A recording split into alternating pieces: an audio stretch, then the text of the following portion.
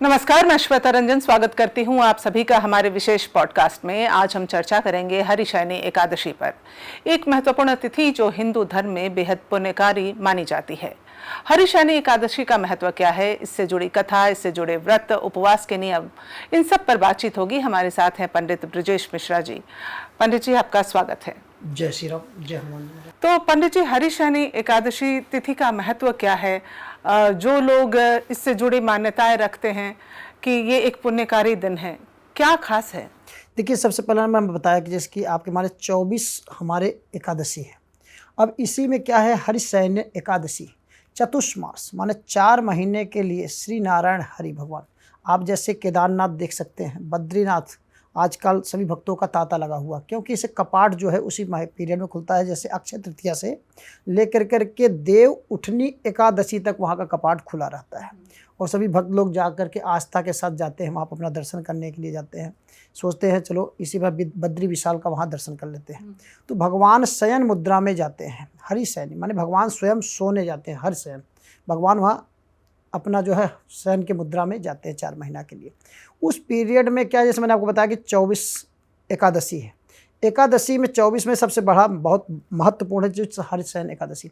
इस पीरियड में कोई भी शुभ काम नहीं किया जाता है। जिस दिन से हरिशयनी एकादशी हो जाता है उस दिन शुभ काम सब बंद हो जाता है। जैसे शादी विवाह हो गया है, क्षौर कर्म हो गया है, गृह प्रवेश हो गया है, कोई भी शुभ काम आप करना चाहते हैं तो 4 महीना के लिए बंद हो जाता है। जैसे ये हरिशयनी मतलब भगवान सोने चले जाते हैं। भगवान हरिशयन शयन करने जा रहे हैं, भगवान शयन कर 4 महीने के लिए चतुष्मास से बोला जाता है। और इसीलिए चतुष्मास में लोग क्या करते हैं, कुछ व्रत रखते हैं और इसका नियम है काफ़ी। नियम है कि जैसे कोई व्रत जो रखता है 4 महीने तक, जो कोई व्रत रखता है, मान लीजिए एक प्रकार से अलोना कहा जाता है जो व्रत रहता है। अलोना इन द सेंस का आपको बता देता हूँ श्वेता जी, क्योंकि अपने हाथ से बनाना होता है। ओके। और अपने हाथ से ही उसको फिर ग्रहण किया जाता है। नमक नहीं खाते 4 महीना जो व्रत। मतलब इस 4 महीने में जो व्रत रखेंगे उसमें खुद से बनाए और खुद खाएं। और उसमें सब सफाई बहुत ज़रूरत है। जैसे कि आपको बता दें, कुछ लोग क्या जैसे गैस पे बनाते हैं, कुछ लोग कोयले बनाते हैं, कुछ तो लोग क्या करते हैं, गाय के गोबर से जो उपले बनते हैं, उपले को जला करके उस पर अपना लिट्टी चोखा, जो भी अपना चोखा कर रहा हूँ, लिट्टी वगैरह गुड़ घी के साथ ऐसे खाते हैं 4 महीने तक।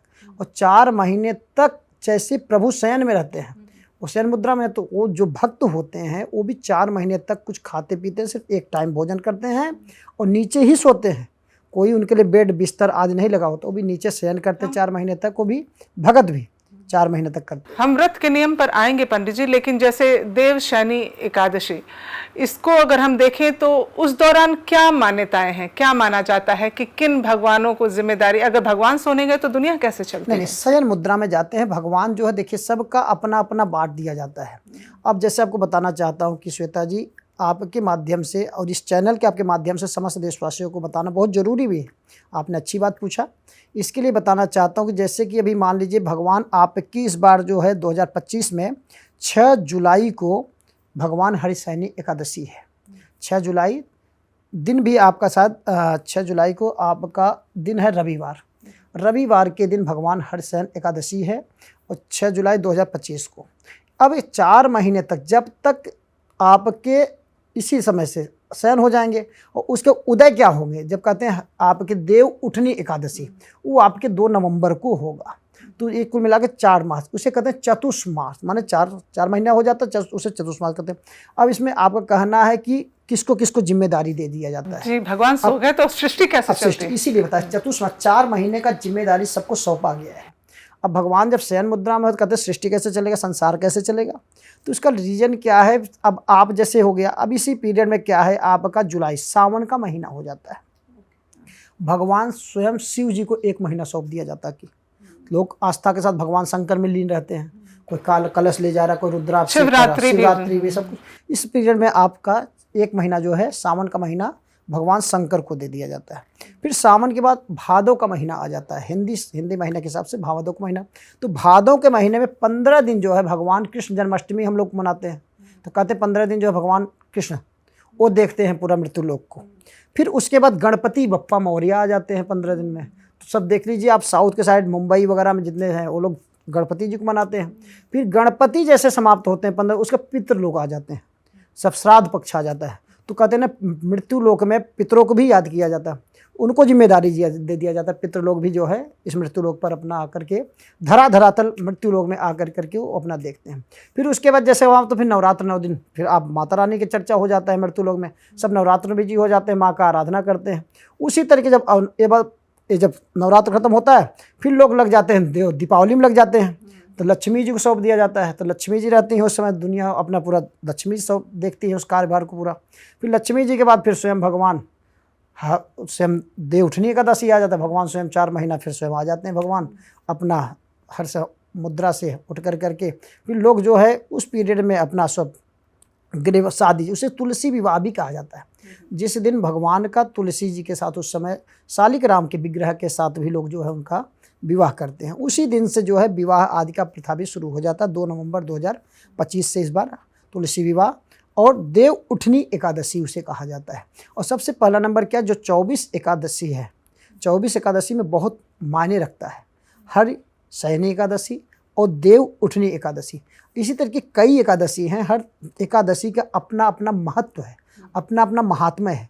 तो लोग इस पीरियड में तो अगर कथा करते हैं और एकादशी का महात्म्य करते हैं, पाठ करते हैं, जो भी जैसे जिस तरह की श्रद्धा जिसको मालूम हो, नहीं अगर सुन सकते हैं तो मंदिर में जा कर करके कहीं भी जा कर करके अपने पुरोहित से, अपने गुरु से, अपने जैसे भी हो सकता है उनसे जा कर के अगर कथा वगैरह श्रवण करें, सुने, पूछें, तो हर तरीके का कथा है तो कथा श्रवण करें, तो उससे भी इनको जानकारी आदि मिलता रहता है। जैसे आप कह रहे हैं कि 4 महीने जब विष्णु भगवान सोने चले जाते हैं तो उस दौरान बाकी जो जिम्मेदारियां हैं बाकी भगवानों में बांट दी जाती हैं, तो लेकिन उस दौरान फिर ये 4 महीने तक क्या कोई शुभ काम नहीं कर सकते? मान लिया किसी ने घर लिया, गृह प्रवेश करना है, किसी के घर बच्चा जन्मा, किसी के कुछ भी शुभ कार्य हो सकते हैं, क्या मनाही होती है? अब इसमें मनाही आपको बता देते, कुछ क्या ग्रह है, जैसे बृहस्पति अस्त हो जाते हैं, शुक्र अस्त, सूर्य चंद्रमा एक ऐसे ग्रह जो कभी अस्त नहीं होते, बाकी सभी ग्रह जो होते अस्त होते हैं।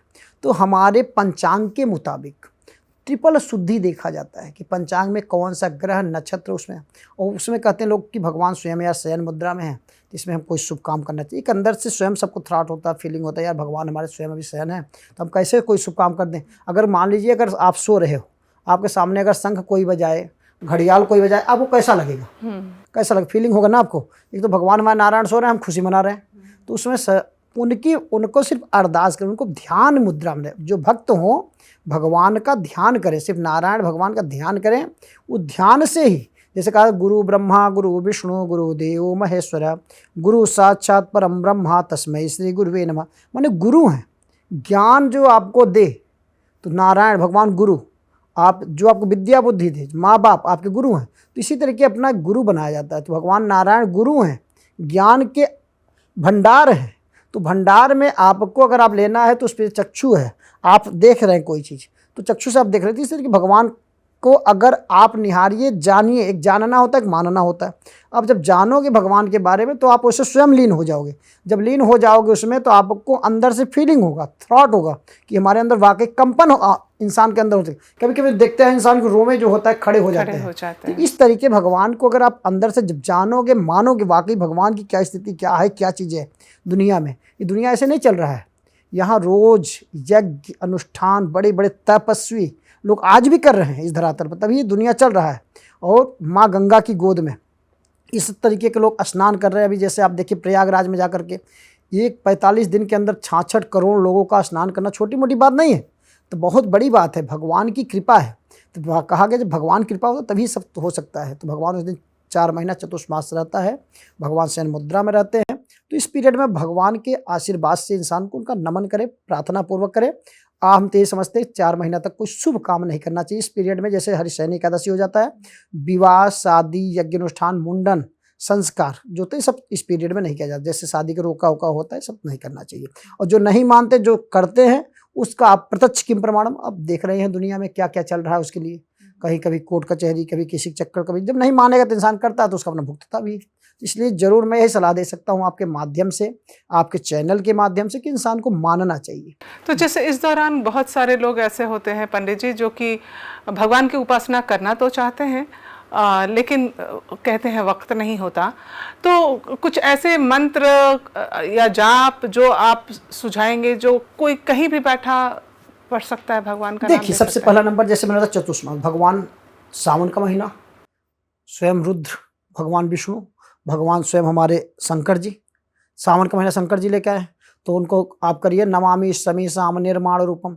अगर जिस तरह के राम बन के करना है तो नमामि शमी साम, रावण बन के करना है तो जटाटवी गलत जल प्रवाह, ये मंत्र बोलिए जो आपको अच्छा लगता है। नहीं तो ओम नमः शिवाय, शाम शिवाय नमः, शाम सदा शिवाय नमः, जो भी आपको अच्छा लग सकता है। कुछ नहीं आता तो शिवाय नमः, ओम नमः शिवाय, ओम नमः शिवाय, ये आप छोटा सा मंत्र आप बोलते रहिए। भगवान शंकर को पंचामृत वगैरह, सावन का महीना वैसे भी लोग सब कहीं हरिद्वार जा रहे हैं, कहीं प्रयागराज जा रहे हैं, कहीं काशी विश्वनाथ जा रहे हैं, सब जगह अपना अपना आस्था है इंसान का, सब जगह अपना जा रहा है जल अभिषेक करने के लिए, तो वो सावन का महीना हो जाता है। इसी तरह के चतुर्मास में हर दिन भगवान कृष्ण के कोई वृंदावन घूम रहा है, कोई लड्डू गोपाल का पूजा कर रहा है, तो अपना ऐसे इस तरीके का सबका अपना पूजा करता रहता। सिर्फ भगवान जो नारायण शयन मुद्रा में जाते हैं, सभी नहीं जा रहे हैं, सिर्फ भगवान नारायण, क्योंकि विवाह शादी सब कुछ जो है जुपिटर बृहस्पति से लिया जाता है। बृहस्पति इन द सेंस कि भगवान नारायण, तो नारायण को अगर हम अगर शयन मतलब उस पीरियड में शुभ काम नहीं करना चाहिए। तो इससे जुड़ी कोई कथा भी है? बिल्कुल है, बताया आपको, उस कथा को किया जाता है। जैसे एकादशी महात्मय है, एकादशी 24 महात्मा, उसको कथा है, तो हर सब कथा कर सकते हैं। और बीच बीच में हर महीने का है, कार्तिक महात्मय का कथा है, तो हर तरीके का कथा है। आप लोग अगर सुनते रहते हैं उसका करते हैं। चतुष्मास का कथा भी है, उसको लोग ग्रहण करते हैं, सुनते हैं, तो ब्राह्मण सुन सकते हैं, उसको पढ़ सकते हैं। आजकल सब चीज़ अवेलेबल है, सब कुछ मिल सकता है कथा। तो इससे जुड़ी आप जो बता रहे थे कि नियम होने चाहिए व्रतियों के लिए, हाँ, कि किस तरह के नियम है, क्या काफी कठिन है? बिल्कुल बिल्कुल कठिन। 4 महीना तक बिना आप नमक खाए हुए आप रहेंगे तो अजीब से, कि इंसान जो 8 महीना खाता हो 4 महीना नमक ना खाए तो कैसे रहेगा, उसको तो अजीब से। कभी आजकल कहते हैं लोग बीपी शुगर, बीपी हाई कम हो गया, लो हो गया, किसी का कुछ हो गया, तो 4 महीना तक भी इसमें नियम संयम करना पड़ता है। अगर गृहस्थ लोग हैं, अगर करना चाहते हैं तो बीवी बच्चों से थोड़ा दूर होना चाहिए, वहाँ हटते हैं, बेड बिस्तर पे नहीं सोते हैं, नीचे अपना शयन करते हैं, स्वयं अपने हाथ से बनाना पड़ता है, अपने हाथ से ग्रहण करना पड़ता है उसको, और नीचे बिछा करके गंगा जल आज से धुल करके सुबह शाम उठते बैठते हैं ओम नमो भगवते वासुदेवाय, ओम नमो भगवते वासुदेवाय, ओम नमो भगवते वासुदेवाय, इस मंत्र का पाठ करना चाहिए, जाप करना चाहिए। और जहाँ तक हो सकता है विष्णु सहस्त्र नाम का पाठ वगैरह सुनते रहेंगे तो ये बहुत बढ़िया रहेगा, उनके लिए बहुत अच्छा फर्स्ट क्लास रहता है। और जहाँ तक हो सकता है कि सायंकाल के टाइम भगवान नारायण का उस समय अगर पूजा पाठ करते हैं तो बढ़िया। फिर सायंकाल के टाइम पूजा पाठ करें, सुबह शाम पूजा पाठ करें, और सायंकाल के टाइम सूर्य अस्त से पहले ही ग्रहण करना चाहिए उनको। सूर्य अस्त के बाद अन्न नहीं ग्रहण करना चाहिए इस पीरियड में। जब सूर्य अस्त होने से पहले उनको अपने हाथ से बना करके ग्रहण कर लेना चाहिए। बहुत सारे लोग जो हैं वो सवाल करते हैं कि ये जो तस्वीर है हरि की, उसमें लक्ष्मी जी बैठ के पैर दबा रही हैं, हाँ, ऐसा क्यों है? देखिए, अर्धांगिनी जो होता है, भगवान लक्ष्मी नारायण भगवान की अर्धांगिनी है। तो अगर एक कहावत भी है और उसे प्रत्यक्ष किम प्रमाण, प्रत्यक्ष भी है, अगर कोई भी औरत अपने पति के पैर दबाती है तो उसके घर में लक्ष्मी का वास होता है, उनके घर में किसी तरह की बरकत होता है। ये हम नहीं कह रहे हैं, शास्त्र भी कहता है। और जैसे कहा जाता है कि एक भगवान नारायण के चरणों में लक्ष्मी जी सदा वास करती हैं, और लक्ष्मी जी प्रभु का चरण नहीं दबा रही हैं, उनको आराम से मसल रही हैं। दबाना अलग चीज़ होता है, मसलना अलग चीज़ होता है। प्यार से उनको जैसे फूलों की सैया सहला रही हो।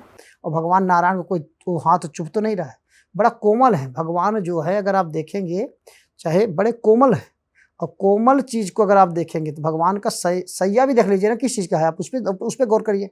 उस पर नाग, शेष नाग पर है, और शेष नाग भी तो देख लो ना कितना कोमल है, उतना लचीला चीज़ है, कोई हार्ड तो चीज़ नहीं। तो वही वो चीज़ को देख करके अपने प्रभु श्री नारायण का शयन करे। मैंने अब इंसान जब 4 महीने के लिए जा रहा है तो वैसे भी इंसान सोचता है यार हमारे 4 महीने के लिए कहीं जाता है इंसान, आप ही अगर सपोज डेट कहीं जा रहे हैं तो बच्चे चुप पता चलता है तो क्या करते हैं, मम्मी कब आओगे, भैया कब आओगे, उनके अंदर एक लगा रहता है। इसी तरह के हमारे नारायण 4 महीने के लिए शयन में जा रहे हैं, तो हमारा ऑब्वियसली हम लोग चाहते हैं कि भाई हम लोग कितना भगवान का आराधना करें, पूजा पाठ करें, जब तब करें, जितना उस पीरियड में आप करेंगे, उस पीरियड में आप 8 महीने कर ही रहे हैं, जागते हुए तो सब कर रहा है, उसमें भगवान के शयन के मुद्रा में करिए। तो उसमें जो आप तप यज्ञ अनुष्ठान पूजा पाठ आप अपने लिए करेंगे, आपके लिए अगर सुख शांति समृद्धि रहेगा, आप कोई भी काम करते हैं जागृति होगा, फिर आपके अंदर पॉजिटिव चीज़ें आएगा।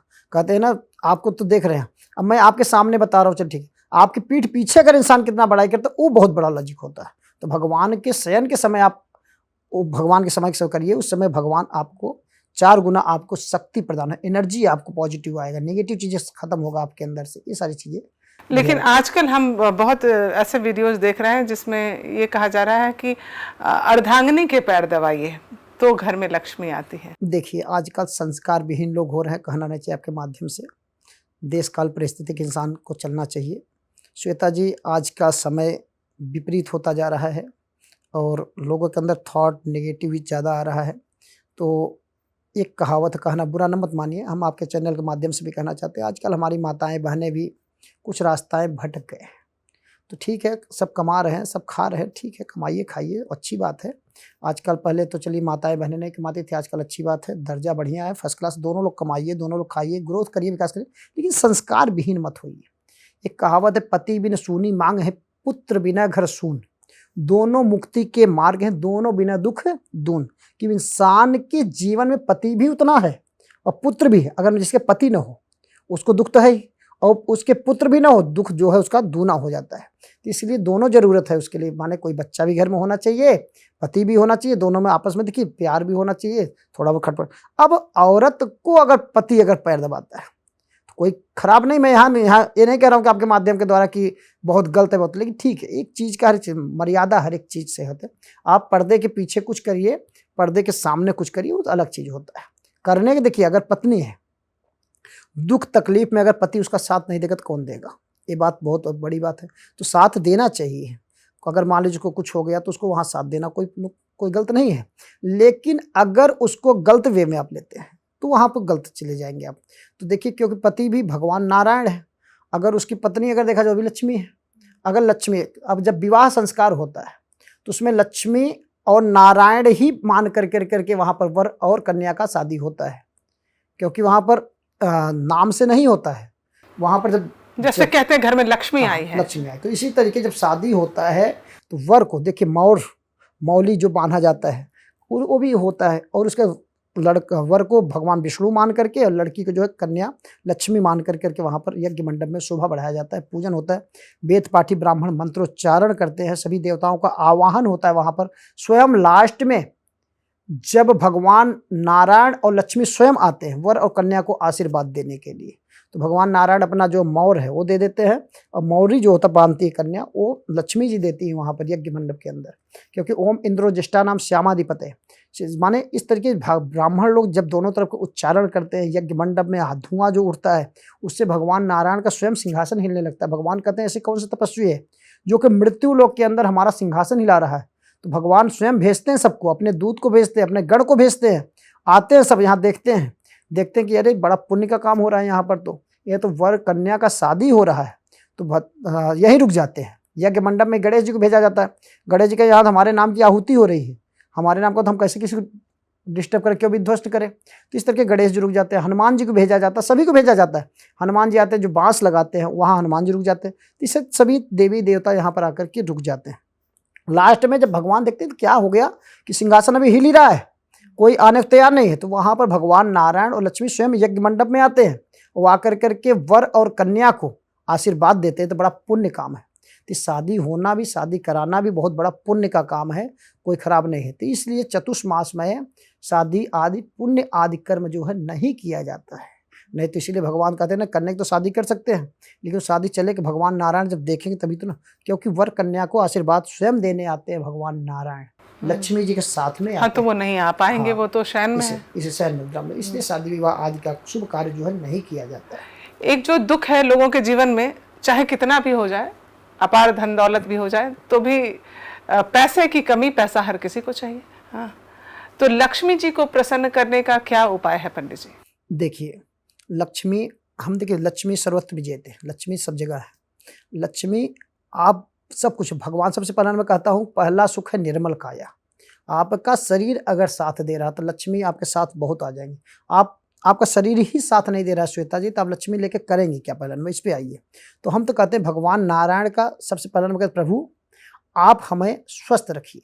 जब हम स्वस्थ हैं तो हमारे लिए सब कुछ बढ़िया। जब स्वस्थ ही नहीं हम बहुत, आप लक्ष्मी रख लीजिए। आपका शरीर साथ नहीं दे रहा है तो लक्ष्मी का क्या फायदा उस चीज़ का, वो धन का क्या फायदा आपका? तो भगवान से उठते बैठते आप यही कहिए, भगवान हमें सबसे पहले स्वस्थ रखिए आप। जब स्वस्थ रखेंगे तब आपके पास पैसे की जरूरत पड़ेगा, फिर आपके पास सब चीज़। पहला सुख है निर्मल का। जब आप स्वस्थ ही नहीं तो फायदा क्या उस चीज़ लक्ष्मी का। यहाँ बहुत लोग देखिए आए, मृत्यु लोक में कितने चले गए, पैसा सब छोड़ जाते हैं, यही रह जाता है। लेकिन भगवान आराधना करिए नारायण, क्योंकि अब यहाँ पर मैं थोड़ा सा आपको बताऊंगा, आपके चैनल के माध्यम से ज्योतिष के हिसाब से बता दूंगा यहाँ पर।